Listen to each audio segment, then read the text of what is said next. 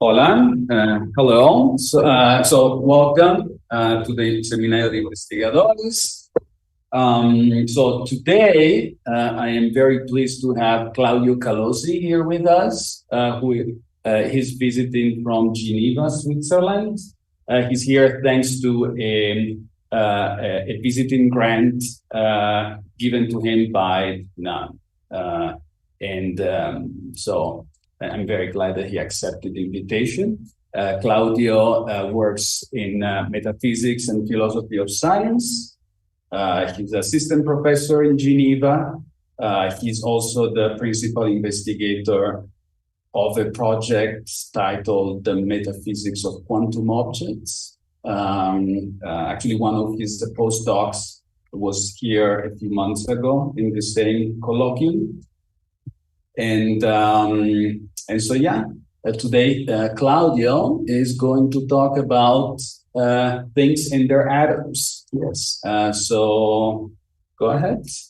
So you have like 50 minutes. Yeah, it should be. And do you want me to signal? Yeah, say something to me because otherwise it just. Yeah. Okay.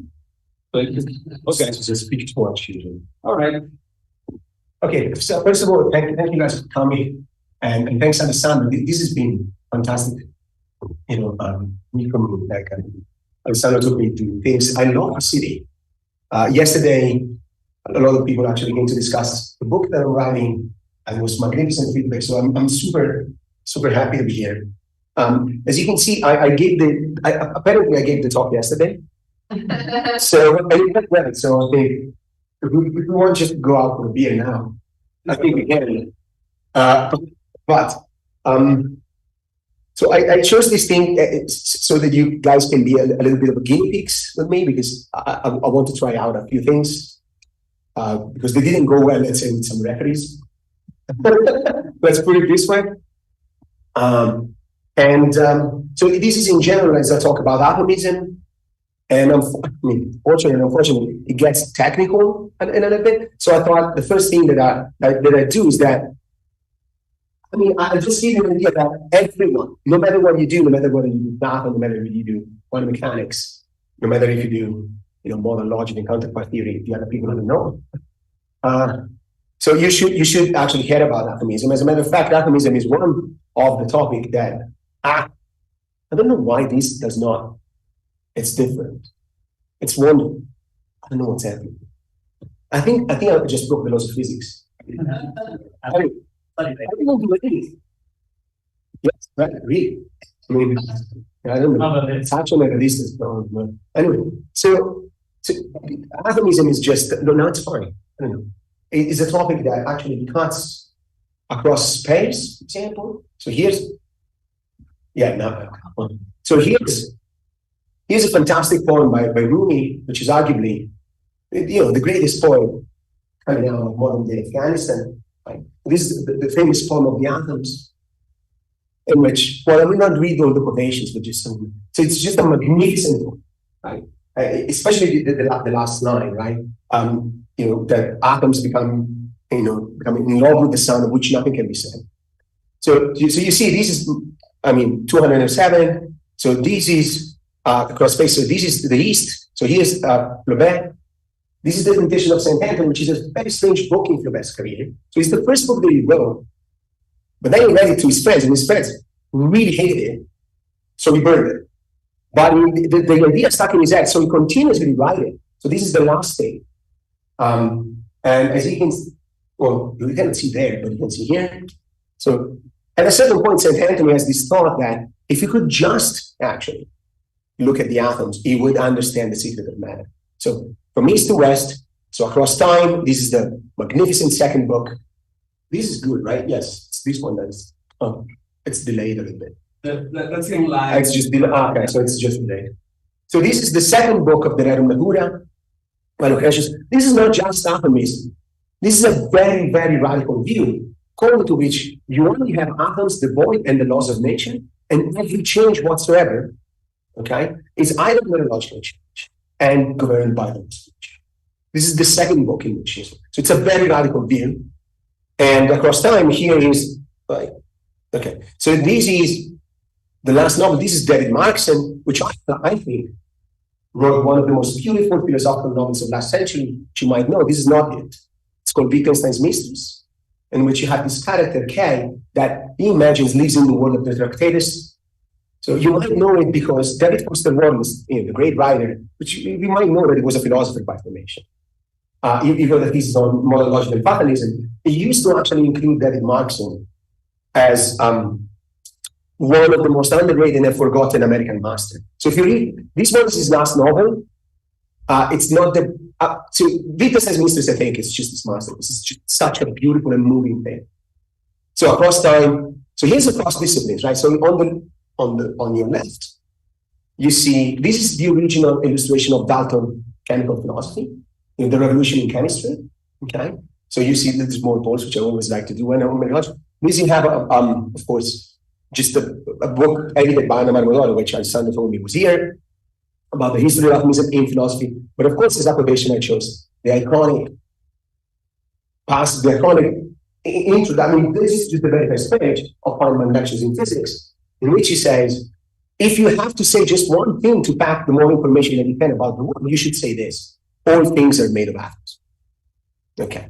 Now, we are going to, the talk, technically speaking, is about how do you say rigorously, all things are made of atoms. And I don't mean how do you say you should say it in Italian, because Italian is the language of being. I mean, which it is clearly, at least the Dante one, but, so you will see that that's exactly what we're going to do. And this is really the first page, the iconic intro to the Feynman Lectures in Physics. And it's also actually, that's also what I call the across the great divide, that is the analytical continental division in philosophy. So here, for the analytical division, you see what is known as the Bible of mereology. You have the Old Testament on the left parts, and you have the New Testament on the right. Just came out. There is no revelation. This is the only thing I can say bad about the book. And here is in the science of logic, in which he actually accuses Newtonian mechanics of just being a metaphysical theory, and atomism in this guy. What Newton did is just, it's just the metaphysics of atomism. By the way, the fact that they're here doesn't mean I read it. It just means I found the good quotes. I mean, I read a bunch of those, but not all of them.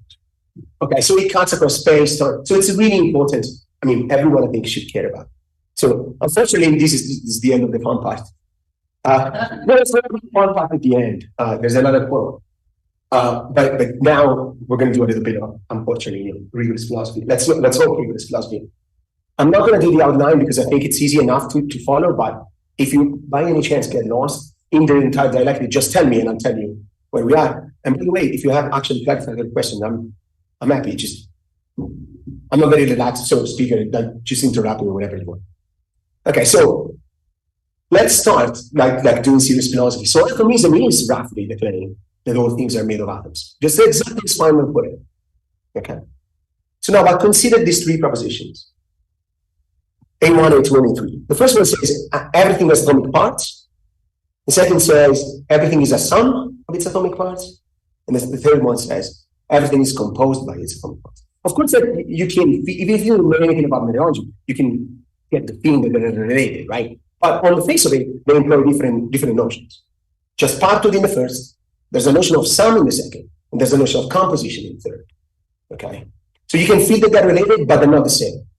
Now, here's what you find sometimes in the literature, which of course you don't understand what it says, but or just reported it. A3 is to be intended as A2. A2 is completely articulated in A1. Now, I'm a very slow thinker. As a matter of fact, I'm not that bright. So for me, I will tell you what I clearly mean by that. I will just mean the following: whether A1 logically entails A2, or whether A1 logically entails A3. So that we don't. If there is a deeper meaning to that expression, maybe there is. I don't know. What I'm going to follow, focus on is that it's just the intent. It's just the logical intent. Why? The thought is that that's the classical thing that you find in parts, for example. All you need to say for capturing atomism is A1. You only need to say everything has an atomic part, and that's it. The logic of parts will do the rest for you. That's the thought.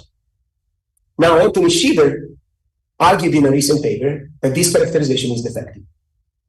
Why is defective? Well, there are models that satisfy A1, but do not satisfy A2. Actually, they don't satisfy either A2 or A3.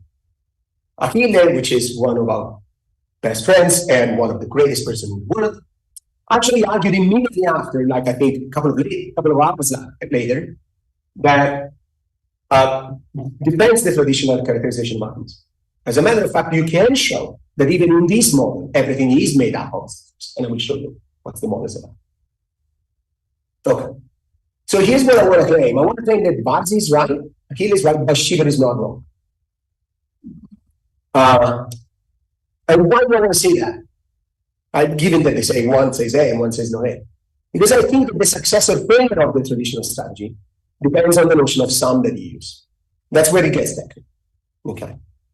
So, and what I will do is that I will put on the table a new notion of sum that is not equivalent to the ones in the literature.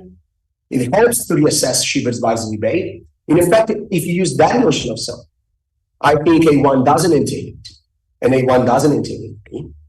And it does also something more about that, something more. So it helps you distinguishing between structured and unstructured holds, and can be used to analyzing famous problematic cases in philosophical literature. What I have in mind here is a particular case, which is a case in Metaphysics Z by Aristotle. Now, this, as we say in Italian, this is my electoral promises. I think I can deliver on the letter of it.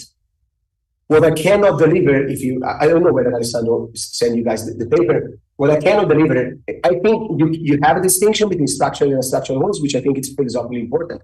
What I cannot deliver is a complete account of structured objects. What I'm going to present is just silent on that. So, of course, there is, if you expect from me, then I'm going to give you a complete account of a structured object like an organism like Alessandro, you will leave disappointed. But I can give you the distinction, or at least I'll try. Okay, so here the frameworks that we use. I will go slow because I'm not sure how many people are familiar with this. So the first one is micrometeorology. So you have a primitive notion of part of X is part of Y, which is a two-place notion. And part of this is intended as a partial order. So it's reflexive, antisymmetric, and transitive. That's the minimum standard that you use. And on top of that, the thought is that not every partial order is a part of the relation. What you should add, usually it says principles that takes you from the whole to the parts. What I will take as my axiom of the composition is this guy is called quasi-supplementation, which is due to Cody Gilman. It says if something has a proper part, that is, if something is composite, then it has two disjoint proper parts. That is, two proper parts that do not have any other part in common. Okay? And no matter about, don't look at it because there's a technical results which we don't go. Oh, good. So now I will use first of the logic, plural logic, with singular and plural variable. The plural variable are these guys, the uppercase, and these are the singular variable. This expression here is read X is one of the X's, like Alessandro is one of the philosophers in the room, where X's is the plurality that contains all of us in the room. And once again, I mean, this is just for technical purposes, but this is just to say this is the only principle that regiments my plural logic. This is just to say that this is just standard plural logic. There's nothing fancy about it. There's nothing unorthodox about it. I will not even talk about this, okay? But this is just to be honest with you and say, I'm not using anything controversial in the plural logic. There's a lot of controversial stuff in the meteorology and not in the plural logic. This, if you open Oliver's Mining or if you open the new Claudio and Ginebra, that's exactly what you do. I mean, you will never see the proofs, so I'm just going to skip. Now, I'm going to spend a little bit of time because I don't know how familiar you are with meteorology here. So here's the primitive notion, which is X is part of Y or B is part of A. Okay. This is proper part, which is something is a proper part. If it's a part, then it's distinct. So my head, right? It's a proper part of me because it's a part of me, but it's not me. Okay. So now this is the usual stuff that you get. Now here you can see that on the left you have a plural variable. This is not a singular variable. This is the philosophers in the room, okay, or the bands that Alessandro like and stuff like that. When I write this, the X's are part of A. I mean only that. All of the X's are part. Okay? And when I say what, the same thing for proper parts. So this is the overlap, A and B overlap if they share a part. This is just the set theoretic counterpart. So the set theoretic counterpart would be intersection, example. So this is disjointness.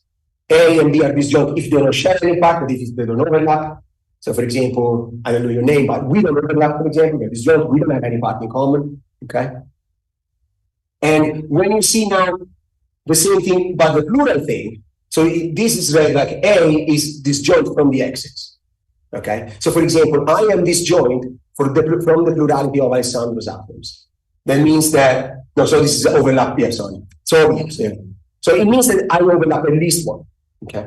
That's it. And then this is just very traditional. A is said to be composite if it has proper parts, and something is an atom or is simple if it's not composite, that is, if it doesn't have any proper parts. That's the methodology. Yes. A good question. How do I interpret the two dots? Let's say in the arrow. Oh, this? No, like the third one. So X is one of the X's. So Alessandro, this is Alessandro. This is the philosophers in this room. So you interpret Alessandro is one of the philosophers in the room. So if the big X wasn't said, I mean, it's actually the counterpart of the membership connection. Exactly right. Absolutely. Yes. So, and this is just the standard biological definition of part. But of course, you cannot use part, right? Because part is reflexive. So every atom has a part itself.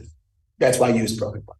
Okay, that's just so. And now where it starts to get technical, unfortunately. So if you open the Bible, the New Testament, for example, you will find three notions of sum.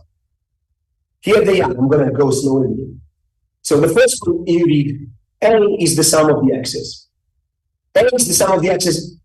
Don't look about this. So A is the sum of the X's, even only if it overlaps, that is shares part, with all the non-negatives that the X's overlap.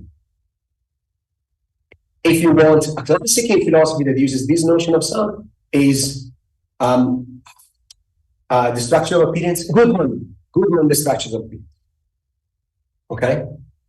So Goodman used this. So now there's a notion, the other notion of sum. A is a sum 2 of the X's. That's where if all the X's are part of A, and every part of A overlaps at least one of the X's. This is the most standard one, I would say. This is the one that is used by Lesniewski, which is the father of methodology.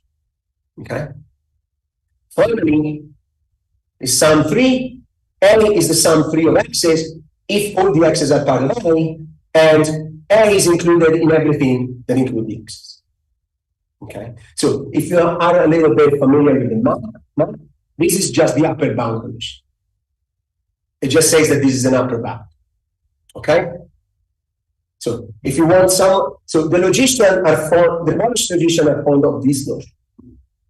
But it's usually called, in fact, the algebraic notion, exactly because it resembles the upper bound.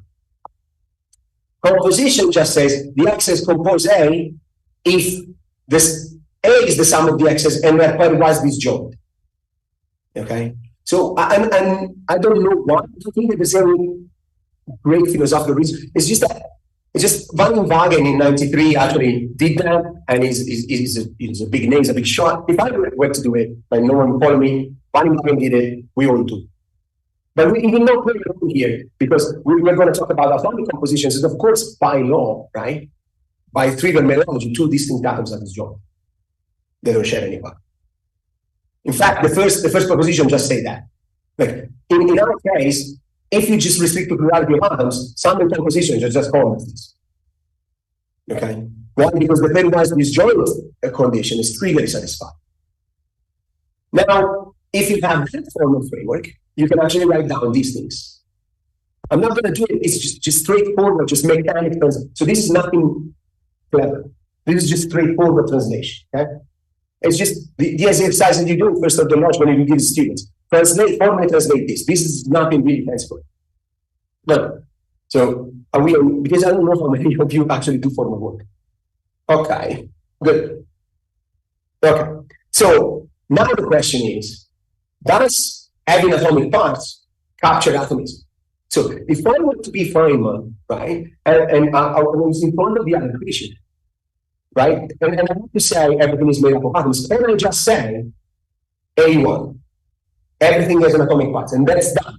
I'm done, I can go. Right. So, which I will take, as I told you, does A1 entail A2, or does A1 entail A3? A3 is composition instead of sum. Let's say. As we know, as solve for proposition 1, sum and composition in this case are just converses. Okay, good. So here is the counterexample that Anthony Shively had in mind. So here is mine, because it reminded me of a column, but so you start with the Nash numbers, and you have the singleton 0. Then what we have here is all the natural numbers minus the singletons here. So when you have here, it's basically 1, 2, 3, 4, 5, 6, 7, 8, 9. Okay. So suppose that there is the number n here. If you go up, so this set here is going to be n plus 1 and so on and so forth. Okay.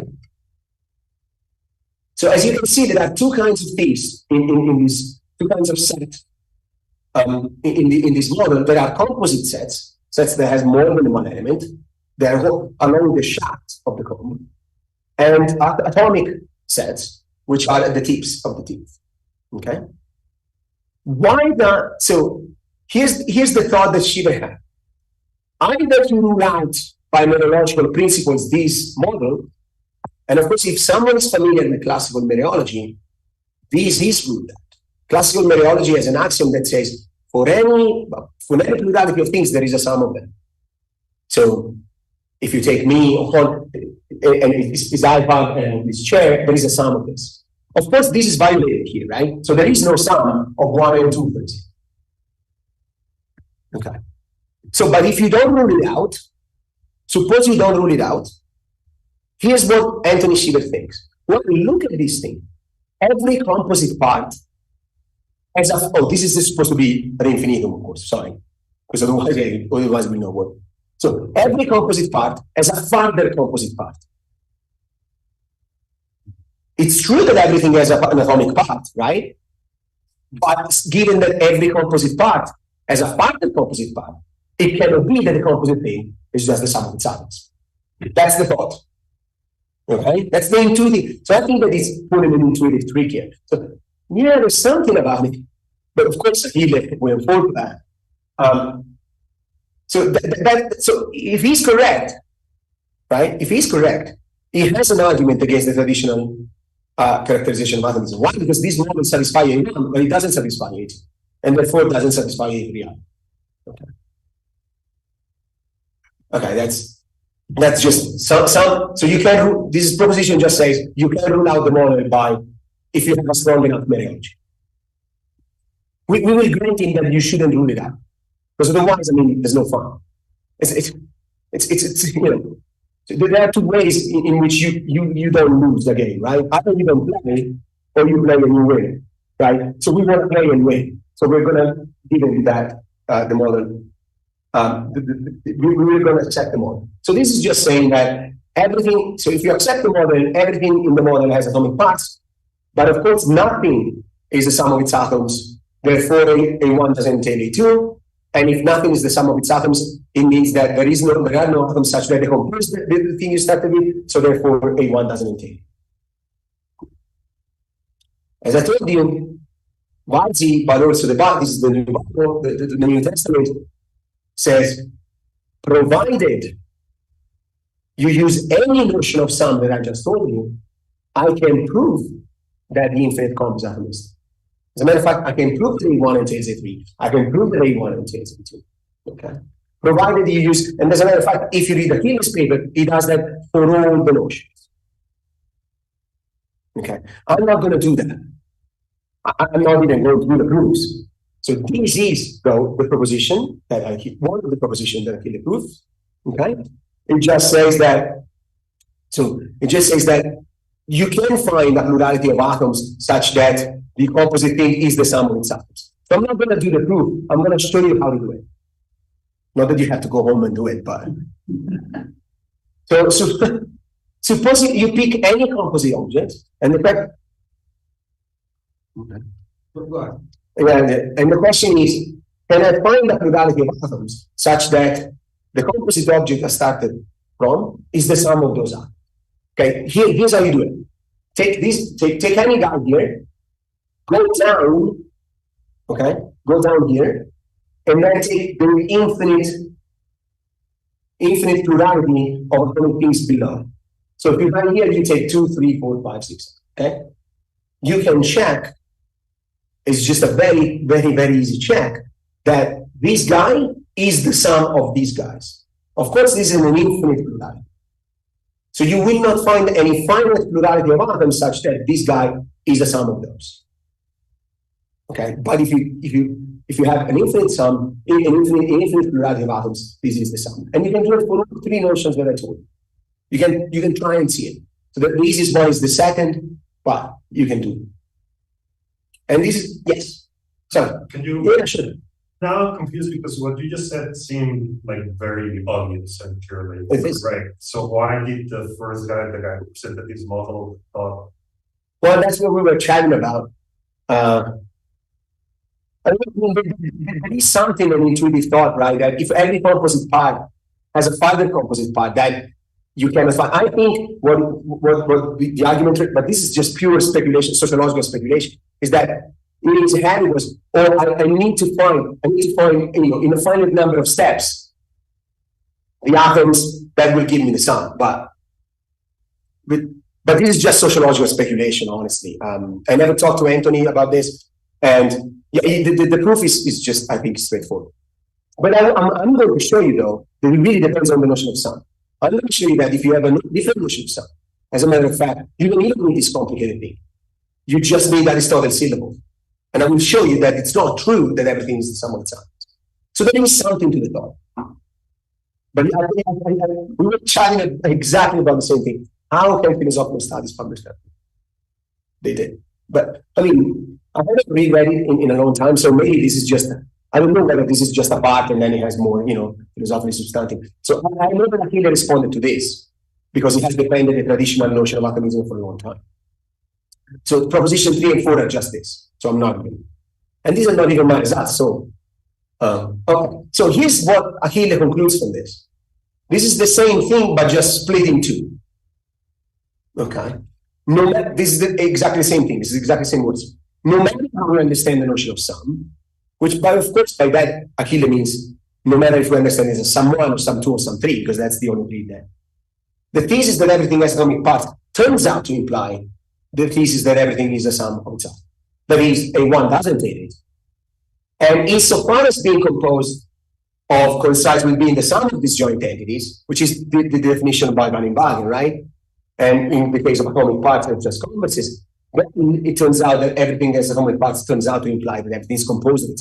There is A1 entity. I'm going to argue against A1, both VARSI1 and VARSI2. I mean, given proposition 1, right, that in the atomistic setting, composition and sum are just converses, of course, if this implication fails, you expect that this implication fails, right? I mean, they fall and stand together. So how do I do it? So I'm going to take you into a journey. That's it. I'm going to tell you some desiderata you think that the notion of sum might actually you might regard from a notion of sum. I'm going to show you that there is a notion of sum. Actually, I'm going to do two things. First, I'm going to argue that no notion of sum that you saw satisfy all of them. And then I'm going to argue that there is a notion of sum that does. And this is enough to show that they're not equivalent. Okay? So let's do that just here. There is no. Are you following me? So people. Okay. I mean, this seems technical, but this is probably things that mathematicians does it second class in algebra. So it seems fancy, but okay. So here's the desiderata. We can discuss what you think of it. The first one just says, look, if it is the sum of the x's, then all the x's should be part of it. I tend to think that this should be almost analytic. I don't see how you can go against this. Like if you want to take the sum of the philosophers in the room, you better pick all of the philosophers in the room. The second one says, look, what is disjoint from the plurality is disjoint also from the sum. Okay? So whatever doesn't share any part with the plurality you're trying to construct the sum of, shouldn't share any part with the sum. And this is the more contentious, I think. The first two, I think, they should just be analytic. Third one is more contentious. Especially if you are, if you see it a little bit mathematically, like why is contentious, we will see it, because this condition is the upper bound condition. With the anti-symmetry will force uniqueness of sum. But these are just going fast for you. I understand. So let's just read it now. A is the sum of the x's. So if A is the sum of the x's, what include the x's include their sum.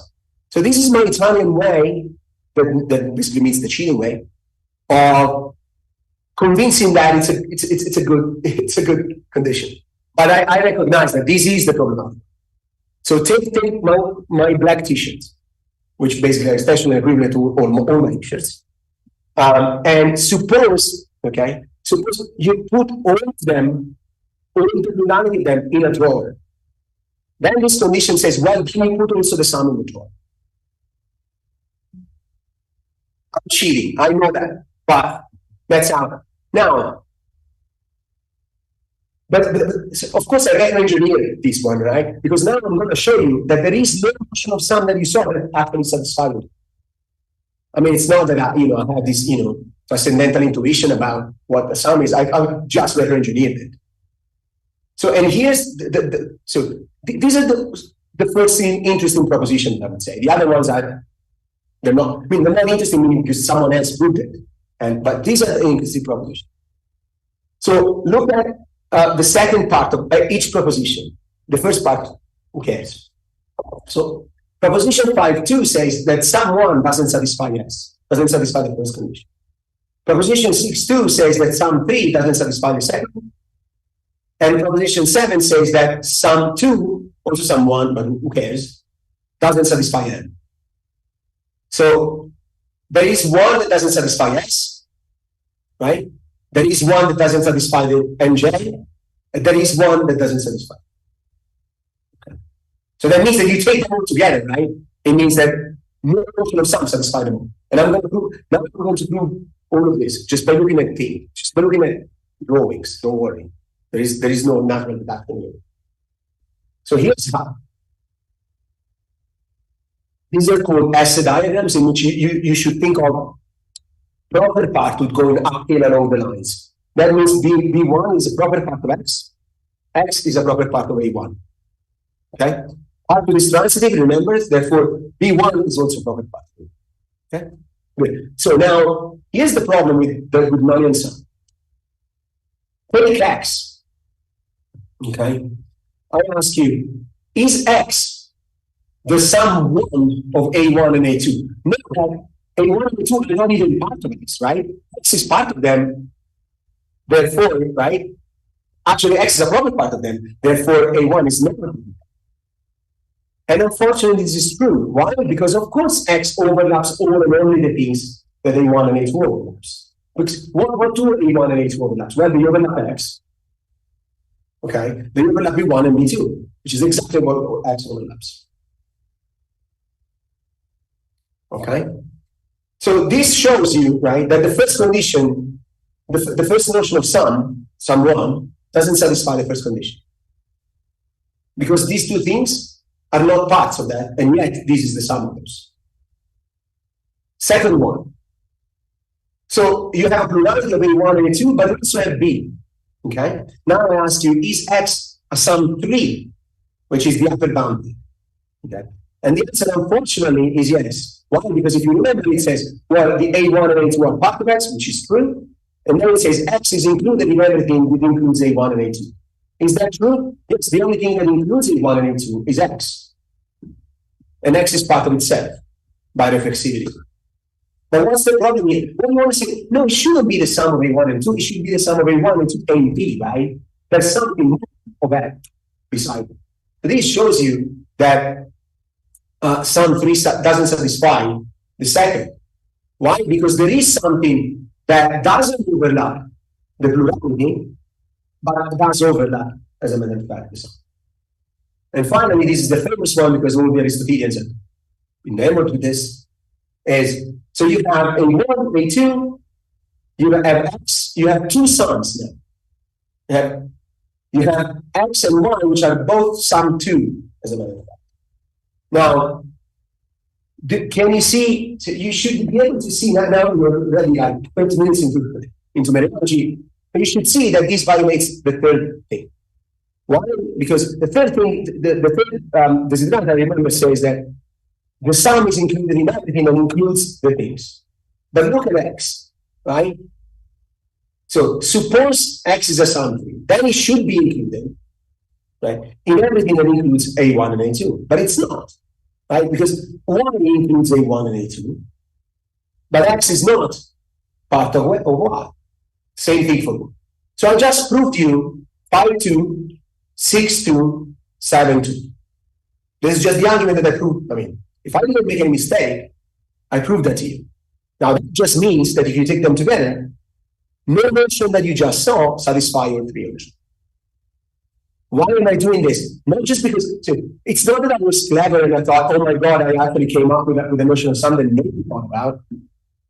It's just now it's easy to find the notion, right? But just take the conjunction.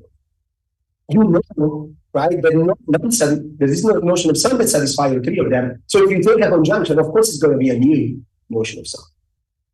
And that's exactly what I'm going to do. Okay. So the new notion of sum is just the conjunction of the things you saw. A is the sum of the x's, all the x's are part of the A. If everything that is disjoint from the x's is disjoint from A, and everything that includes the x's includes the A. Okay. As a matter of fact, if you just don't believe me, you should. But if you just don't believe me, if you go back, you should see that, for example, X is so weird. X never qualifies as the sum of the entity that I told.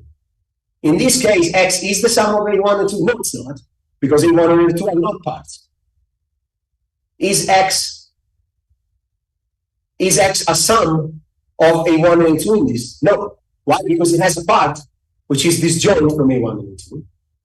Is X a sum of A1 and A2? No, because it's not included in something that includes them. Okay? So I just told you that there is a notion which is, unless you have factor methodological principles that enforce equivalence, it's inequivalent.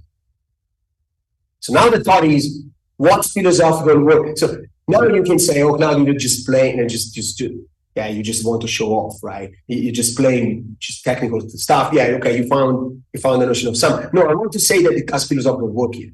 Okay, and that's what I'm going to do. So I'm going to speak this because I want to. But we can go back, of course, if you want. This is about whether you should have stronger principles than the one I have. Because with stronger principle, you can prove that sum is equivalent to at least one of them.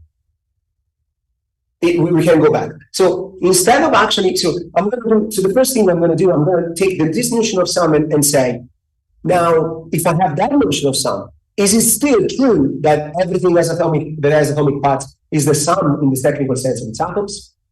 I'm going to say that the answer is no. And instead of just doing it in the vacuum, I'm just going to analyze.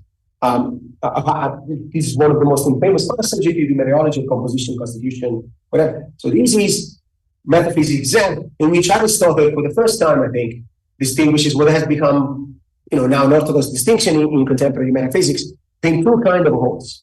Heap-like entities, which are, let's say, some people say nothing over and above their parts, and structured things, which are something more than its parts.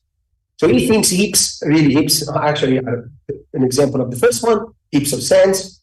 And for example, he thinks flesh, fire, and earth, I don't know what it is, but it has this notion of a syllable, right? You start with A and B, A, B, the syllable is something more than just AB. That's his thought, okay? As a matter of fact, BA is something more than just AB. And clearly, BA and AB are distinct, according to Aristotle. Now, if you talk to a Hine, he says this is madness. But I'm not trying to vindicate that. I'm just going to take that at face value and see whether my notion of sum can do that. So here's what I think could be, if you have that notion of sum, a model for this thing. this guy. So you start with A, you start with B, you take the sum in the technical sense of A plus B. Then you do something, which that's the thing I don't know what. And you do A, B, and BA. So now A plus B is a proper part of A, B, and BA. And then this is because this is a series of work. It's not just one work that I'm doing. So as I'm exploring new methodologies with that, and I wanted actually to have universal unrestricted composition because of different reasons. There's another debate. So who cares about this? I needed it because I have an axiom that says for every plurality you have the sum. So I needed to add that, but we will never talk about this. We'll just talk about this guy here, and this guy here, and this guy here. Okay. So I think that once you have this notion of sum, you can do this. I'm not saying that this is how Aristotle thought about this. I honestly don't have any idea. But why is important? Because you immediately see, right? If you look at it, if you look at this, you should immediately see the following thing that, these are supposed to be atomic, by the way, so otherwise. So you should immediately see that there are composite things that are not the sum of their atoms, in particular A, B, and BA. The only sum, as a matter of fact, this guy, which is not there, this guy here,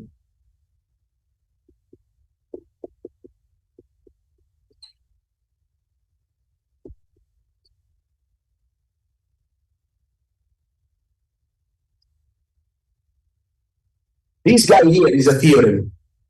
You can prove it. This says that sums are unique. If x is the sum of the x's and y is the sum of the x's, then x equals y.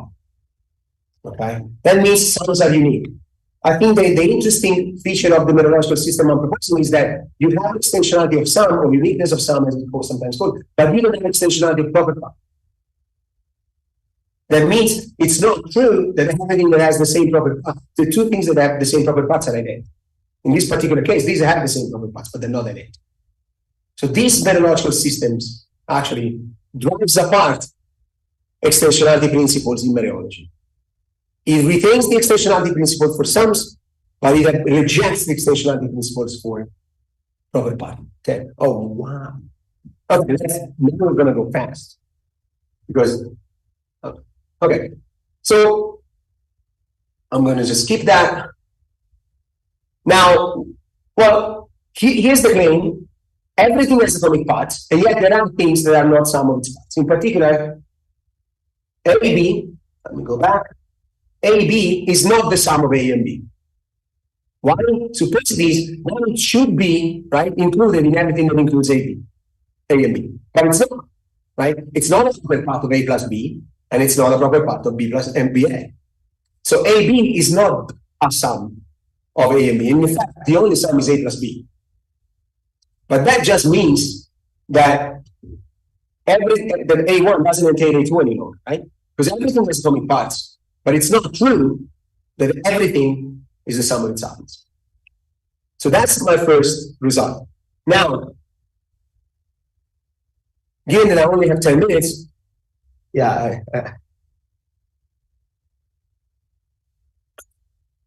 I'm going to go so what I want to show is that A1 doesn't entail A3 either, but that's what you would expect, right? I mean, they stand there together. To do that, I think I want to take a little deeper because I think this is philosophically interesting in and of itself.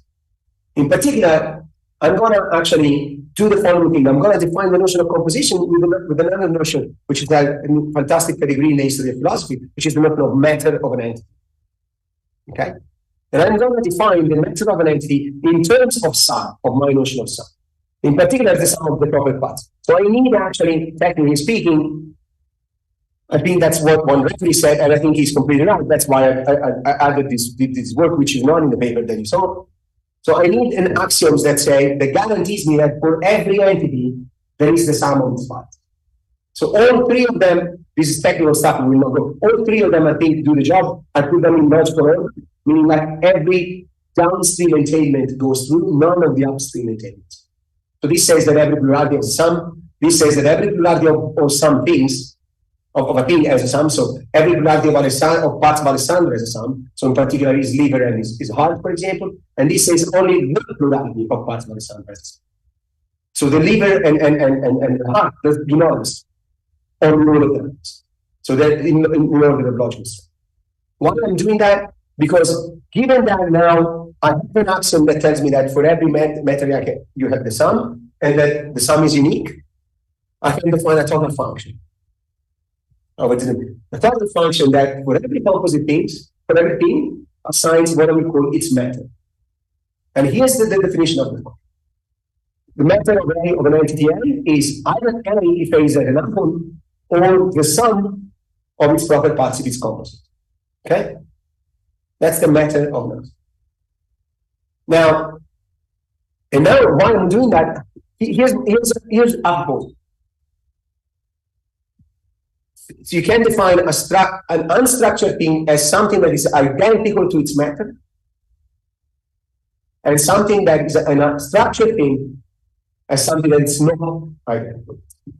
So if you go here, the thought is that this guy is an unstructured object. Okay, it is identical with its method. Its method is actually A plus B, but A plus B is also the method of AB. But AB is not identical to A plus B, and it's a structured object, something more. How do you get from here to here? I don't have any, unfortunately, yet. Give me money. So the thought is, write a grant and say, give me money and I'll do it. So, and this is just, so you have, for example, that, there's a thorough methodological relation between the method and entity of it. It's maximal unsupplemented part. What do you mean? It's other. So it means that every other proper part is a part of it. Therefore, every other proper part overlaps it, and so on and so forth. You can do a bunch of things. But now I can define the notion of composition. This is just safety-wise disjoint. The X's compose A if the method of A is the sum of the X's. Okay? Now, so here's something that you hear a lot as a complaint against mereology that have, what they're called usually classical extensional mereologies. I mean, extensional mereologies, of which classical extensional mereologies, just for one example, says, oh, they are blind. The mereological system that you get is blind to natural divisions into parts. So you look at Alessandro, right, and you say, oh, here's a division of Alessandro into its parts. I don't know. It's the left part of his head, 3 molecules in his liver, 4 atoms in his left foot, and the mereological reminder of that. That's perfectly, so, but here's another division of Alessandro. Its head, its heart, its liver, and some people think, oh, there's a more natural division of Alessandro than the first one. And the charge is that classical mereology doesn't distinguish between. Now, as a matter of fact, I think even in classical mereology, you can define the notion of psi-composition, which you say that the X is psi-compose A. If they compose A in this sense, okay, and they're psi, so for example, I mean, Alessandro's organ organically compose Alessandro, that means they compose Alessandro and each of them is an organ, for example. And of course, what we're interested here, right, it's a particular division of Alessandro. It's not into his organs, it's not into his molecules, into its atoms. And this says the X's atomically compose Alessandro, which is also A, so it's fine, right? The X's atomically compose Alessandro if they compose Alessandro and everything is an atom. Basically, that's what it says. Okay? Now, that is true, and this is where, so you've been already my guinea pigs for a bunch of things, but this is arguably the most difficult, like the one that the referee actually really insisted on, because we thought, look, it's true that the classical mereology can do that. I think that the classical mereologists can do that. But it is true the following thing, that no matter what the classical mereology says, all these, these pluralities are going to be just sum of atoms. There is no mereological distinction between the sum of atoms. I mean, it's true that some sums fall under different predicates. So some sums fall under the predicate of being an organ, some sums fall under the predicate of being a molecule, some sums fall under the predicate of being what's in the before, a cell. But if you think that your mereology should reflect this natural hierarchy of division, it's not really done by the mereology here. if you think that the predicates being a molecule, being an atom, and so on and so forth, a rank given naturalness, that's what will do the job. But it's not your mereology. I think that in this system, it's the I can tell you that's the mereology that does the job, but I'm not really sure. This is what I came up with, and I'm very proud of this lateral drawing that I did. Okay. Suppose you have Suppose you have a paradigmatic structured object, an organism. So what you can do, I think, with my mereology is the following. You start from atoms. I didn't draw all the sums because it would be complicated, and I'm bad at logic. So you start with atoms.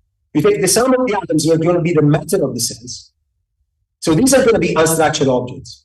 Then you have the cells. Then you take the sum, which are going to be unstructured objects, and these provide the matter of organs. Then you go for the organ, you do the sum of the organs, and this provide the matter of the organism. Now you see that to every layer there corresponds a particular mereological jump. A mereological jump from an object that is, from a composite object that is identical to its matter, to something that it's not. So these passages here. And the last thing, if you know a little bit about mereology, is that they correspond to violation of a particular axiom. They correspond, all of these passages correspond to violation of weak supplementation. So that's what I'm going to reply to. I mean, that's what I think I'm going to reply to, depending on whether you think it's okay. Okay. So I think that with the notion of sum and the mereology that you have, there is a sense which can capture also in the mereology the natural hierarchy. If you think that there's a hierarchy to begin with, I think that thinks that there is none. For example, things that we just projected there, but there is the world doesn't distinguish between atoms, cells, and organs. So this is a conditional again. If you think that there is one, and if you think that it should be reflected in the mereology. Some people, you might think, well, yeah, there is there, I have to capture it, but I don't have to capture it in mereology. So, for example, if you know Jonathan Schaffer captured it in different ways. Right? For him, a structured object is something that has a different structure of dependence between parts and objects. It's not the mereology that does the job. He says, well, if something is a heap, the whole depends on its parts, but if something is a whole, an organic whole, the parts depend on the whole. So he can capture, in metaphysical robust terms, the distinction. He just doesn't want to do it with the mereology. So mine is a conditional claim. If you want to capture it, and if you want to capture it with the mereology, I think this goes a little bit along the way. And now the proposition that tells you that A1 doesn't entail A3, but you were expecting that, I think that the tool is more interesting than the result here. It says, suppose there is a structural entity that is something that is not its atom, it's not its matter, okay? Then if S is the sum of S components, I mean the plurality, then A is different from S, which basically means it's not composed. But it's exactly what you expect, right? I mean, so proposition A established that every atomic space is not efficient with being composed. That is, it just established that A1 doesn't entail A3 contrary to. And in the end, what we have, that's why you didn't see. So in the end, what we have is just a formal appendix of how to recover different mereological systems that are well known in the literature. And so the referee actually pointed out something to me about this thing, but I'm out of time. But we can do it in the Q&A, because I think this is an interesting principle, which resembles weak supplementation, but it's not weak supplementation, which I think it's an important thing. So, and the thought here is that I'm finished. Hopefully, the paper will tell you a little bit more about how to build things from atoms. But, and this is the fun part at the end, I think that Mulger and Cavendish knew that already. So this is just an incredible figure. This is I think this was the first woman to be indicted in the Scientific Society in London. It was a correspondent with Hobbes. She arguably wrote the first sci-fi novel. And she wrote this, in Poems and Fences, she has these fantastic atomistic poems, a copy of which Achille gave me.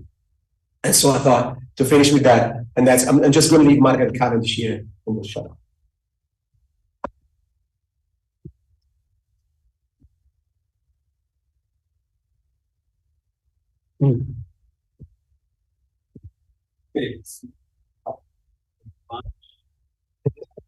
But yeah, you have to say that, right? You're open. You can't really say your guess, right? Oh, that's Okay, so let's open the floor to questions. Ricardo? Yeah, thanks for the talk. It was pretty interesting. So I thought I had an objection, but now I think that I may not. So let me pitch the objection and then tell you why I think it may be wrong. But also, excuse me, because it's been a while since I study virology, so the terminology may come up in the wrong way. So if I understand you, you have this new notion of sum, and in the examples I followed, it seemed to me that the notion of structure was doing a lot of work, right, in order for your examples to work properly. And so the worry I had is that, well, standard mereology has only one primitive particle, and it wasn't obvious to me how to capture the notion of structure in a mereology that, only has a primitive. But then I thought, well, maybe everything you have to do is to tell when two composed objects have different structures. We don't need to know anything more about structures than that. And that you can do with the drawings you gave us. Is that you're completely right. But I think it also points the finger to one thing is the greatest limitation of it. You're completely right. So for the arguments, what you need for the arguments is just what you said. It's just that I just need a distinction between composite thing that it's a sum of its which is a of its matter, which is the sum of its things, and something that it's not. And then that's all the argument needs, and I think you can make that distinction. So that distinction can be made. So, and this is all the arguments need. So especially the arguments that actually tells you that there is no entailment between A1 and A2. Now, but the following is completely true. Is suppose now that you tell me that you really took seriously the fact that there are structured objects out there in the world, and it's not just us that put the structure in, because otherwise classical mereology would be just fine. Okay, so now there are different kinds of structures, right? So there, for example, you might think that there is a topological structure. You might think that, for example, the order matters, and you might think that the hierarchy matters, right? For example, right? You might think that you can have repetitions, and that matters. Like you can build. If you compose, let's say, if you have a building relation that builds Alessandro, and then builds Alessandro with itself just once, it should give you one thing. If it builds Alessandro with itself 3 times, it should give you another thing. Like, for example, with the singleton operation. Now, is our notion of sum sensitive to all of those? And unfortunately, the answer is no. Yeah, that was my worry. No, it's not, unfortunately. I can't capture all of them. No, it's not. So our notion of sum is it important, for example? The notion of sum that I have is it important. So there's no way that you start from Alessandro, you sum it, and you get something different from Alessandro. So it cannot do, for example, what set-theoretic formation does. So, for example, another structure which is completely blunt is sortal structure. Some people actually think, I think this is wrong, but some people really think in this debate, so it's important. It's important to recognize also limitations, right? I think, and I'm going to be honest. So some people think that when you go to structured objects, like Alessandro, for example, you shouldn't just say the things I said. You should recognize more structure, and I cannot capture it. That's the problem. So here's the structure. But Alessandro's arm is part of Alessandro, but it's not part of the matter of Alessandro. Why? Because it's not the right kind of thing. Kinds of things as parts, other kinds of things. Okay. So, for example, there are a lot of people that thinks if you have the famous example is the statue and the clay, right? So they say it's part of the David, but it's not part of the marble, and that is just lost. So if you think that it's a crucial part of a structured object, that you recognize this kind of structure, then this mereology cannot do it for you. And now I'm skeptical that mereology by itself can do it. All right, so let me rephrase the worry I had then, given what you said. So when I read the Old Testament, years ago, I felt that the promise was like, after reading these, you're gonna have a pretty good understanding of what holds merological systems. And now with your theory, it seems to me that the notion of structure is quite crucial to understanding what a whole is.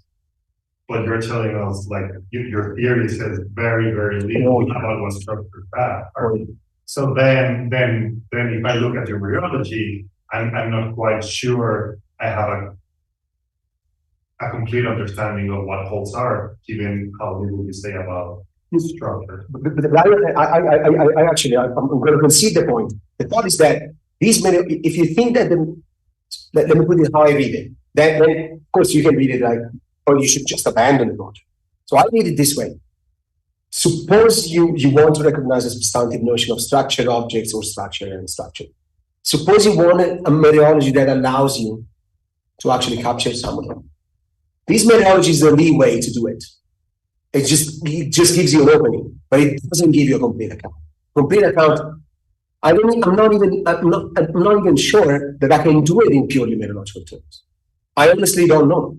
But what I think it does, it provides, an opening which I think it's better, for example, than some other things that has been done in the literature. So the best we just part. Of course, if you go out, if you want other notions, then all bets are off. Maybe I can just supplement it with the notions of dependence or topological order or whatever, and then let it out. But I think, for example, take the example of the statue in the play. Okay, so here's what the mereology does. So let's see in action, which I think it's important. So what the statue in the play said. So the people that want to say, oh, the statue is a structured object. Which is the object is something more than some of its parts. And then there is also the marble, which is just some of its parts, which is the unstructured one. So the usual mereological thing is the one you saw there, but I'm going to put different names. So I'm going to put it. So this guy's called lefty, this guy's called righty, this guy's called lump, and this guy's called statue. And what you have is the butterfly model. That's actually taken from science. So that's how science read that. So the thought is that you have some here's some two, and you have lefty and righty. Lefty and righty have two sums. One structured, one unstructured. The thought was they're both sums. So mereologically, one is lumped, for example, the unstructured object. Why statue? So what my mereology tells you is you should analyze that completely differently. You should analyze that like this. So you got lefty, you got righty, you have finger, okay, sorry. So you have a sum, that's the sum, that's a unique sum, this is lump. And then you have statue. And now, I think the mereology reflects better that there is an unstructured object, which is the matter of that, and a structured one. Now, does it give me a complete account? Absolutely not, because it doesn't tell me how to get statue from lump. It only tells me that lump is a proper part. So I'm just going to concede. I think you're completely right. I think that it provides a leeway, but then the account is silent, completely silent. I mean, not completely. It tells you that at least the structured object as an unstructured thing as a proper part, it's matter, but that's about it. There's nothing else in the account. So what I like about it is that I think that, for example, isomorphism, what it does, it gives you a complete account, but it just trades in magic. I don't know how the notion of form works. Slot mereology does the same. I don't know how the slot mereology works. This doesn't trade in magic. This is just clear. It's just incomplete. So you either have a complete thing, which I don't know, I'm not sure how it works. So some versions of isomorphism, some versions might be a little bit more understandable. So for example, Kit-Fine notion is a little bit more worked out. This doesn't trade in any mystery here. So if you understand mereology, you understand this, because everything. But of course, it's massively incomplete. So that just brings you. And for some, I don't think you can just. So I hope, for example, that there is a way of actually giving order, but the sorted thing, I honestly don't see how to recover sorted things. I don't think it's a problem because I'm very willing to say that you know, the head, it's part of the lamp as well. I don't see any problem in saying that, but if you talk to Thomas Sato, for example, it says, it's just crazy to say. It's just completely intuitive that the head is part of the David, but it's not part of the marble. If you have that intuition, I don't think you can play this game. But you're yes. So I'm going to admit that it's just a very limited account. Pinky. I have to follow up on this. Mm-hmm. So this representation of the statue and lamp case, so that commits me to the statue and the lamp's coincidence, right? No, it doesn't. No. So actually, it commits you to the fact that lamp is a proper part of the statue. So it also commits you to the violation of separation. Yeah, I'm sure, but statue is different from lamp. It is, yeah. What I was saying is that they're coincident in the sense that they're distinct objects occupying the same. Oh yes, absolutely, yes, absolutely, because they have the same proper parts. No, they don't. Well, no, they don't have the same proper parts, right? Because lamp is a proper part of statue, but not of itself. But so let's put it this way: suppose that these are atomic, right? Yeah. They have the same atomic proper parts. Okay, but my question was mostly about location. No, it's true. It's violation of collocation. Absolutely. This violates. I think it's not a problem insofar as these people that want this distinction are already committed to. But you're right. So you and your matter are different things that occupy the same place at the same time. Absolutely. I can see people being bothered by this. Yes, no, absolutely. And I myself sometimes get bothered. So I would just say, remember the dialectic here. So the dialectic is people that are already so people that will be happy, for example, to give up extensionality of proper partum. And these are, of course, there's really no entanglement between them. But at least traditionally, these people that give up the extensionality of proper partum are also the ones that are very happy to give up no correlation, the local principle. So the people that will be bothered even independently from location issues. They will be bothered by even the sheer methodology. Because this one just violates weak supplementation, and it violates a very strong intuition that we have, which is the following, which is if something is a proper part of something else, right? The thought is that there should be a methodological reminder of that. There should be some other part that makes up for the difference. And this clearly violates it. They're methodologically distinct, but there's nothing methodological that makes up for the difference. The difference is done by something else. And of course, the thought is that, so if you remember, I don't know if you guys remember the Old Testament, how the Old Testament, so this is a nice discussion, how the Old Testament justifies weak supplementation, which he thinks is analytic of part. So he thinks that this I'm not even drawing, essay diagrams of partum because they violate weak supplementation, therefore these are not partum relations, according to science. So here's how he let's say does some intuition pumps for weak supplementation. If you have a proper part, and a whole of which the proper part is a proper part, and God decides to annihilate the proper part, something of the whole should remain. And weak supplementation just guarantees it. Because of course you have this joint. But now look at there, if God decides to annihilate lamp, it's completely unclear that something of statue will. As a matter of fact, my intuition tells me, well, then statue disappears with lamp. Yeah, a follow about this. So when I saw your example with A and B, it was clear why A and B is different from E and A, or more or less clear. The idea would be they have different structures. Yes. Even they have, but so why are your views and statue are different? Because if they are made of the same things and they're collocated, how can they have different structures?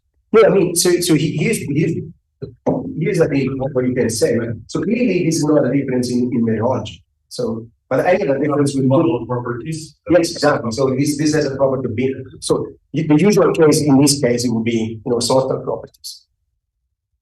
Statue as a sort of property of being a statue, lamp doesn't have it. Or whatever thing. So this is already done though. Sometimes I would like to be actually an extensionist if I can. But this is done by conditioning. So these are already people that believe that lamp and statues are different for different reasons.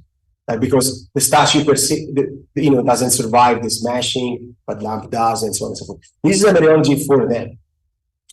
Yeah, I don't think exactly they would never. Yeah, sure, but but this is a methodology for them. Yeah. So the thought is that because so if you think about it, what the difference between some and someone is the following: is that someone, unfortunately, so here's technically what's happening. If you deny a weak supplementation, you will have it's called funnel. Yeah. So it's the thing in which it's the structure. So you will have funnel structures, okay? Because so this is exactly what the weak supplementation will give you. If you have just someone instead of some, what you have is that if you go up, if you continue to go up, you just have sums. I think that's bad. What my notion of sum does is that it stops here, and all you have up that just structured objects. So that's the technical difference here.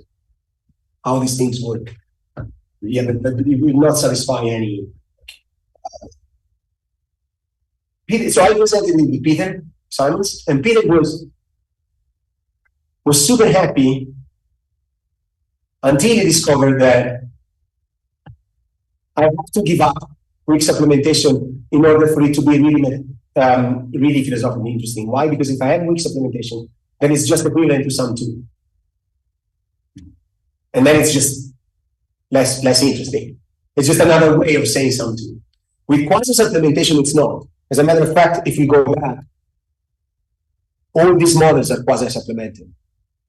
All these models are quasi-supplemented. They don't violate quasi-supplementation. But this one violates weak supplementation, for example. So when he discovered that, he wasn't interested anymore. Because he still thinks that weak supplementation is analytic. No matter what, so the literature has grown, but he still thinks that he's not ready to give up weak supplementation. But you do have a weaker version. Yes, quasi-supplementation. So this is quasi-supplementation because it says if the has proper part has this join. Right. So so to violate this, you will have to do this, right? If you have that, that value always violates like quasi-supplementation. Because nothing is disjoint. But this now is fine. But of course it violates weak supplementation. And the point is that if you do the hierarchy thing, if you do the hierarchy thing, you can see that the step that you take is exactly where you violate weak supplementation. And here's what I add to the other referee. I'm trying to reply to the referees with you. Because he suggested, why do you have this? So here's the thought. So look at what I call a joint supplementation. It says, if A is a proper part of the matter of B, then it has a part of this joint. This guy is just the consequence of weak supplementation. It's just the same thing. Let me write actually weak supplementation. Weak supplementation is A is proper part of B, then there is a Z such that there is an X. Such that X is part of B and not X is disjoint from A. Okay? So if you look at this consequence is just the same. And the difference is here. Instead of having the thing, you have the matter of the thing. Now, I think that for unstructured objects, the ones that are their matter, I think that Peter had a point. It seems exactly right, the intuition that if you actually, they're just their matter, so if you actually take out one proper part, then you'll have something. But if you think the structured objects behave that way, I don't think that there's any reason to think that once if you annihilate none. Of course, But it only happens for the maximal perfect path. That is for the responsible violation of the system. For all the others, you can do it. So, and that's why, so what I do, what I did here is just I replaced the thing for the method of the thing. If there are only structured objects, these two are just equivalent. So I thought the intuition at a point, just if you restricted to heap-like entities. And that's what it gives me. At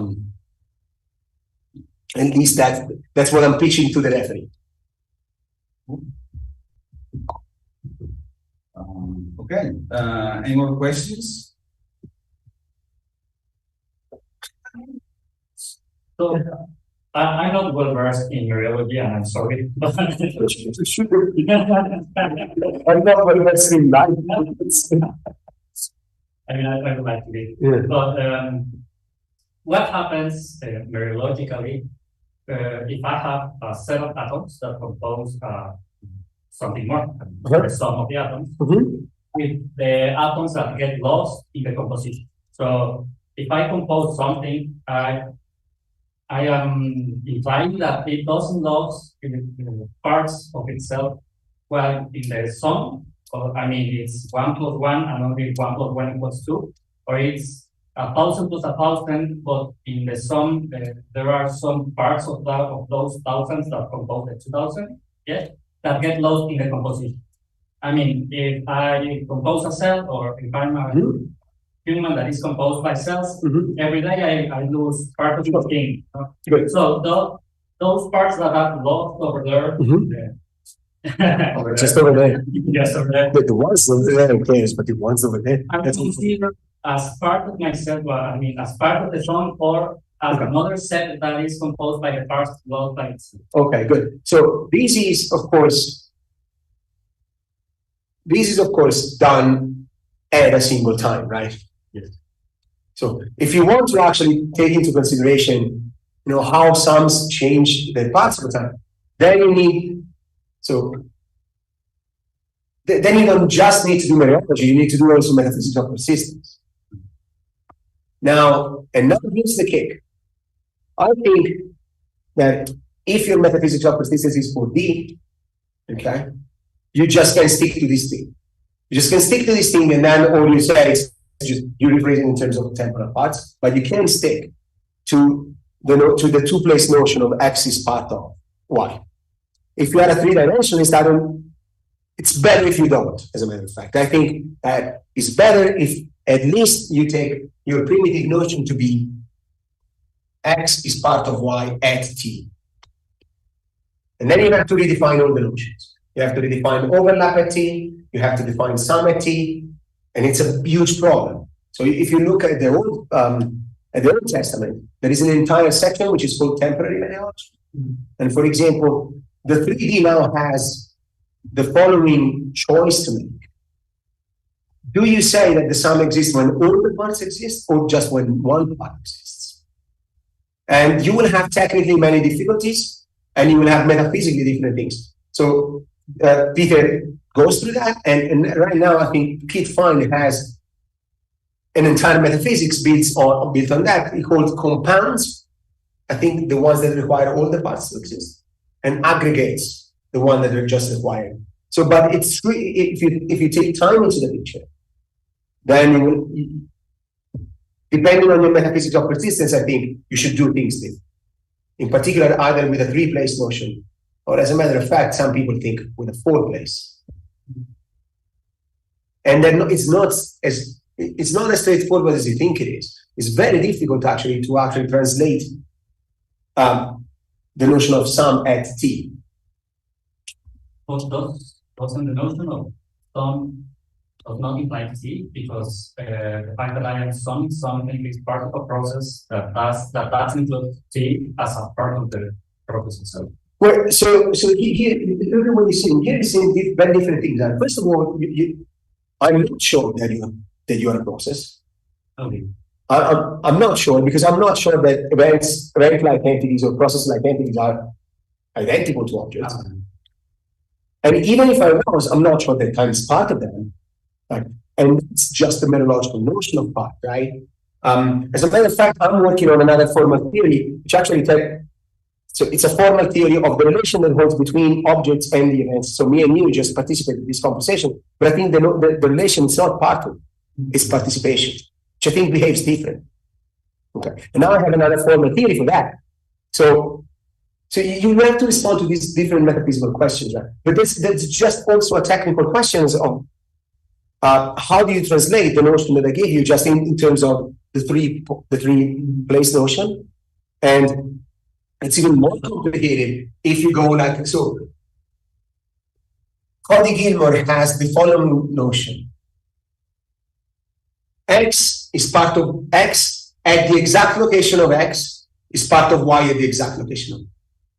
He thinks he solves a lot of problems, but in the metaphysics, in particular the metaphysics of persistence, in particular the metaphysics of persistence, in which you have time travel as a fact. But so, and this is just, can I do shameless self-promotion?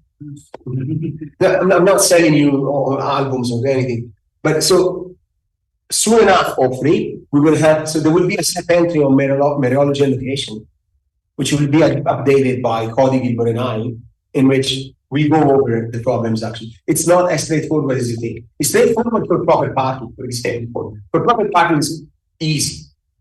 But as soon as you get into some, things get difficult. And Peter knew it already in the 80s. So there's an entire chapter on this. It's called temporary. And in the New Testament, there is the final part is about introducing time and introducing modality. And actually, they even have not with T, but they also have tense meteorology. I haven't read the last part. So but once you put time into the picture, things get very complicated very easily. And that's why I think you should just be a four-dimensionalist. So four-dimensionalist, you can stick to the two-place notion of parting, which is easier. Of course, that's not a great argument, right? So, believe that because it's easier for you. Right. Let's say in the absence of good arguments in the other one, you should stick with the easier thing. Okay. I'm Italian, I don't want to. Any more hands? Well, I'll just take. I just want to thank you because I could understand. You could? Was it clear? Was it clear? Nice. It's very naive.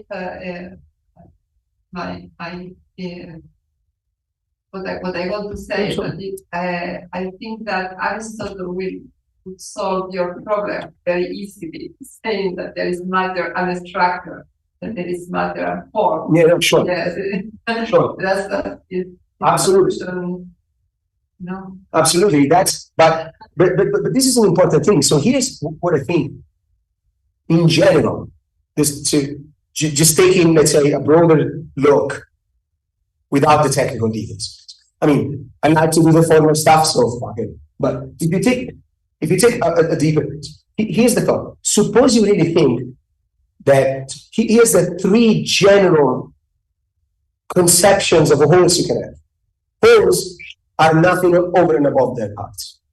Okay, so Achille Varzi believes that. Okay, so and therefore, if you think that the structure is just something you put there, your epistemic habits, whatever your pragmatic interests, but the world doesn't. According to the metaphysics of the world tells you that the wholes are nothing over and above their parts. And you cannot blame meteorology for not drawing the distinction that it's not there in the first place. That's Achille Varzi's view. The other view is wholes are something over and above some wholes. Some might not, like these 2 points taken there, maybe not. But you, yes, me, hopefully, and so on and so forth. Wholes are something over and above their parts. Meteorology cannot capture that. You should just give up. It's not enough. You need something else. Well, isomorphism is one of them. Isomorphism says, well, you should not just do meteorology, you should do that and form. I don't understand what it is, but it's fine. Right. So here's the other one. Wholes are something over, some wholes are something over and above their parts. And meteorology can draw the distinction. There are a lot of people in the first camp, not a lot, to be honest, but Achilles one. There's a lot of people in the second camp. Actually, that's the most crowded, I would say. It's people like neo-Aristotelians, Catherine Kozlicki, Kit Fine, all of these. Right? So another one is slot mereology, saying that things have slots.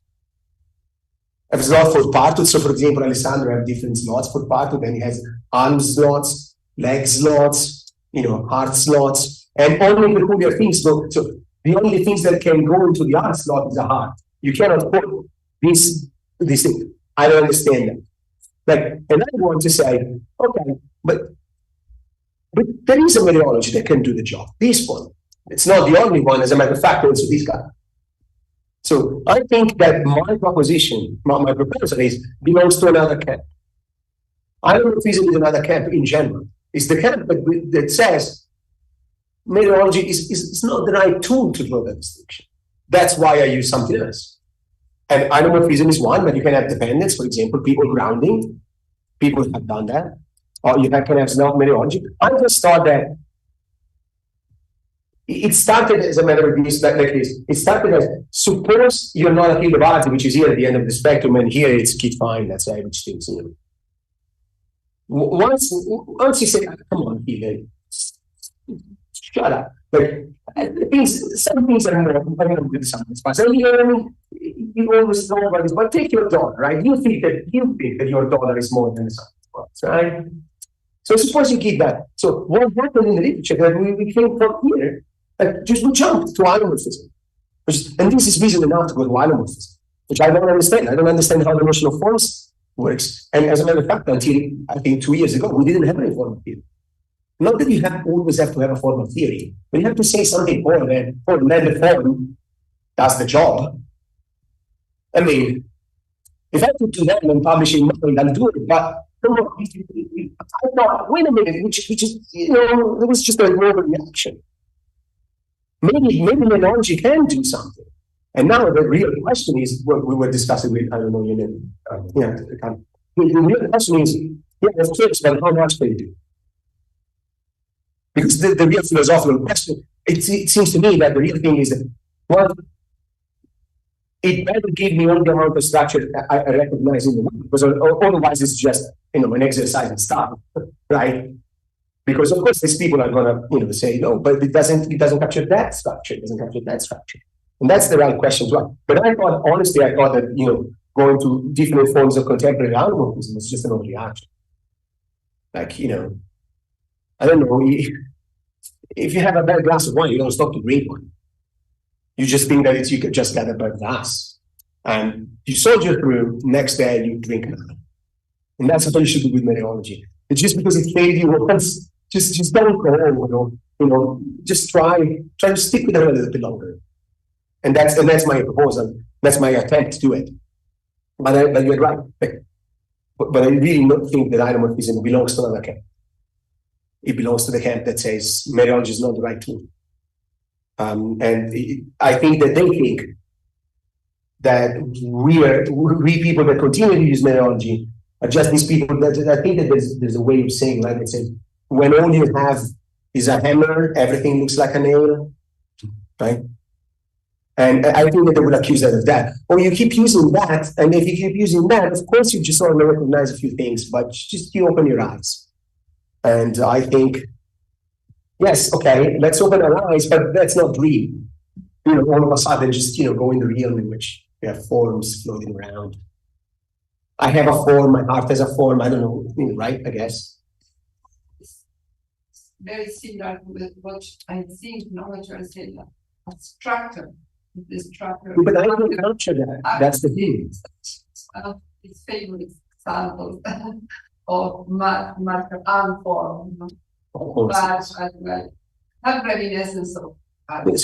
If you're interested, so that's a good year. So if you're interested, there is a famous, I think, new album of this Catherine Kozlicki, which has a completely mereological counterpart. I mean, she just thinks that forms is just a plot.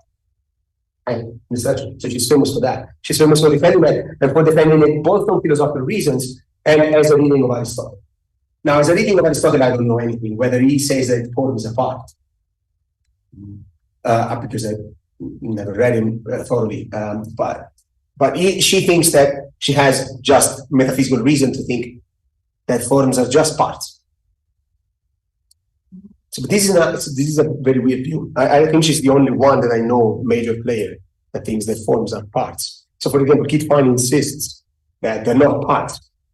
These principles of existence and unity that he has two principles. They're not parts like lefty and righty are.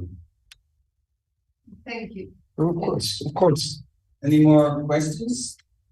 Well, I do have, some surveys. So I mean, first of all, let me just say that I thought it was very cool that you tackled the problems that are traditionally filed under Constitution with the tools of composition, which are certainly clear from a conceptual point of view. So I think that from a philosophical standpoint, that is one very interesting idea that you're developing here. Now, just going back to the very beginning of this talk, because we started with infinite calm. And you said, Barthes is right, but Schieber is not wrong. And so at first I thought that you would say at the end of the paper that Schieber was not wrong with respect to the infinite calm, so that there was a way of looking at the infinite calm in which Schieber was right. But I understand that that's not the case, right? Because the infinite calm is an unstructured entity, because all the atoms are singletons and the wholes are just unions or sums of singletons. So from the structural point of view, the calm is flat. There is no structure. You're right. Right? Yeah. And so even obviously it is a structure when we look at it from the outside, because we know that the singletons have numbers as members, right? But none of what you say applies to the calm. With respect to the calm example, Vargas' word is the last word. So, that's completely right. That's a good point. Actually, I should put in the paper. No, I think you're completely right. Okay, so your final theory doesn't change moral about the infinite calm. No, I think, as a matter of fact, because as a matter of fact, no, every composite object is also a sum. Exactly. Right. If you take the calm, take this. It's also this is identical with its matter. Yes, exactly. And this is identical. Exactly right. Exactly right. Okay. Good. Okay. Yes. Oh, so, that's about the spot actually. I should put it. That's completely right. So if you take these things, every composite object is also a sum in a technical sense. So okay, so you could be right. Yes. So given this, I didn't see that. So I think that your theory is super cool, but it doesn't tell us anything about the infinite calm. So it doesn't tackle the original feeling that there is something odd going on there. And so I feel that the problem is really is untouched, and the idea is that so the idea is that this is atomic, but we don't get to the atoms by a finite number of steps. Whereas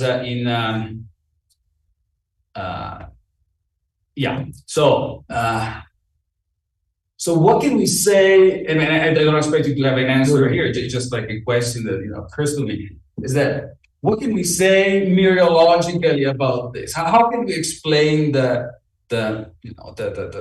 feeling of unease that we have when we look at the infinite calm, in terms of its mereological structure, other than saying that we cannot reach the atoms? So, is there anything we can say, in the object language of mereology about this thing that somehow explains a Schieber's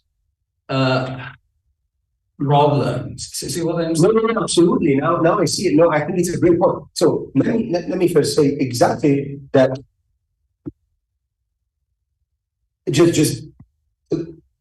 We're satisfied. So every composite object is a sum, also in my sense.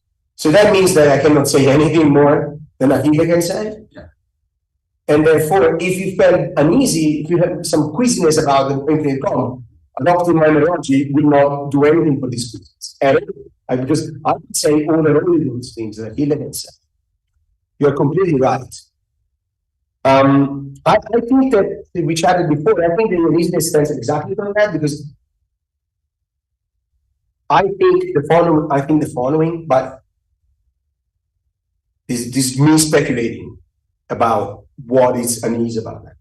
I think that we conflate two notions of atoms. The first one is just a methodological notion. The thing is that everything is a sum of its atoms. It doesn't tell us anything, for example, about grounding, about priority, about, if I just fix all the things, then the other thing is that you think you have an atomistic picture in mind that says, oh, just fix all the atoms, okay? Just give me a finite number of atoms, fix all of that, then you fixed everything, right? And so, that's what fails you.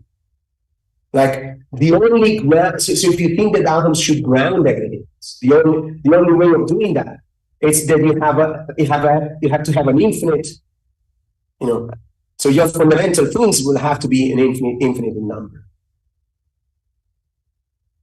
And that's, I think, the uneasiness. Yeah. But usually, but this is a nice point. Like I should put it in the paper that says, look, what I can say is that Shiva, is not, first of all, technically, of course, this is just publicity for to give something also a zest, a punch to the paper, right? Because technically speaking, Bazzi is right. Meaning, like, if you use those notion of sum, which Shiva used, then his result, I think, goes through. Of course, they didn't think about the other notions of sum and so on and so forth. But in that case, yes, you're completely right. That will not do anything. Like, just not anything. I think that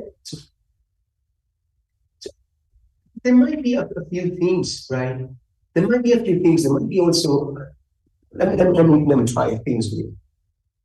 So here's one uneasy part that you think. So suppose you start from there, and suppose you start off the decomposition process, right, as a process. I guess sometimes, for example, Aristotle thinks, unfortunately, really a process that unfolds in time. Right? So, and you think that, so you grant me that, think of that, and then grant me that there is also a notion of atomism, which is a stronger one, that Leibniz had, that Lucretius, which is also a grounding thesis. It's not just a methodological thesis. It's also a grounding thesis. You give me the atoms, you fix them, you fix everything else. That's not just methodological atomism. That's more. That's way more. Okay? So if you think about this, the uneasiness comes from the fact that you start from here and you think, oh, so first you get the atoms, then you got here, then you get the atoms, and you keep the thing infinitely, right? In this way. So it seems that you've never given me a ground of, so that's the word, you've never given me really a ground of being. Because the process of actually finding the atoms will go on and on and on and on forever. And that's just bad, right? I think that there's something close to this going. Yeah, but I think this is false, though. No, I absolutely think this is false. Yeah, so I think that the interesting thing is how can we characterize this in our formal theory? Or in some formal theory. So for example, in some formal theory, what you can say, for example, you can say that one thing you could say is that clearly, given that proper part to this is a strict order, you can define well-founded strict orders, and then you can find probably notions of atomism that says, well, in every chain, every proper particle chain must be well-founded. But can we express this in Mariology? No. Well-foundedness? Oh. Because don't we have to quantify our sets of points in order to define it? No, I mean, so you say well-foundedness usually in mathematics, right? Yeah. Set is well-founded if every subset is a minimum of element. Yeah. And I don't think we can, because it's a first order theory. Yeah. So, but the thought is, can you not do it with plural logic? Oh yeah. Right? Okay. So suppose you say every plurality, such that every plurality has a minimal element, as a minimal proper part of the element. I honestly don't know. I'm just spitballing here. Very probably. So if you can, then you can define well-foundedness probably, and then different notions of non-extendability, well-foundedness, maybe this theoretic well-foundedness, or just the existence of one last element. You just not the well-foundedness every subset as a minimal element, but that just the existence of one. And then maybe you can say that this violates that. Right? So these might be options. But it's an interesting question whether I can say that in just purely methodological terms, or whether I have to go with some theory. Certainly, you cannot do that in the Old Testament. No. Because that is plain first order. Plain first order, yes. As a matter of fact, you cannot even. So if you do just in plain first order, right? You cannot even just keep axioms, right? At a certain point, you will have to give axiom schema. So what plural logic does, technically speaking, doesn't interesting. So what it allows you to just give just an axiomatization with axioms, not axiom schema. So for particularly restricted composition, because otherwise you just have, a psi, another formula, right? You have to say that every psi, so if there is a sub-psi, then there is a sum of psis. But then you have to do, so you will get an axiom for each psi you plug in. And so you're completely right. I mean, my guess is that you're completely right if you just do it that way. But with plural logic, I mean, it's an interesting. I never thought about this, honestly, because I thought at a certain point, so the literature has gone that way. So, for example, Aaron has a paper on superatomism and so on and so forth. They say, yeah, but saying that, for example, it's unclear. If you, for example, read some atomists, like the one I put on the slides, like with Precious, for example, it seems clear that they're really saying something more than just methodological atomism. Even when methodological atomism is just the sum, right? So they're really saying something about grounding, honest. I mean, grounding or whatever notion of determination you think structures the world. So the atomistic picture is not just that you give me atoms and then, everything has a sum of that. It's really just fix the atoms, fix the world. And that's something more than methodological atomism. And that's how the literature is gone. And that's how they define things about. But of course they use different notions there. So grounding, determination, and then if you add another primitive, then you can do more. My thought when I was starting working on this was, what if I just stick to this? What I can do, like without using anything more. But you're right. I mean, it's weird that now I'm feeling busy myself about structure of the paper, because it's weird that I do all these things starting from that, and then it doesn't do anything for that class. That's what I found a bit confusing. Yeah. No, it's very strange. Like you expect. I mean, I'm even fuss about that, and then it doesn't do anything for that. It's just a fuss. I should. Yeah, maybe one good thing would be, look, I'm just presenting as an introduction to problems about sums and wholes and structured objects and so on and so forth, and then I give you the methodology, and it's fine.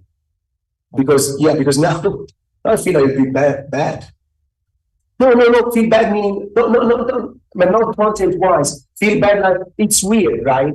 It's weird as a dialectical movement as a feature of the paper. You start with this case, you make a fuss about this case. You think it helps, so you write that it helps in evaluating that debate, which centers that model, right? Because that's what I say.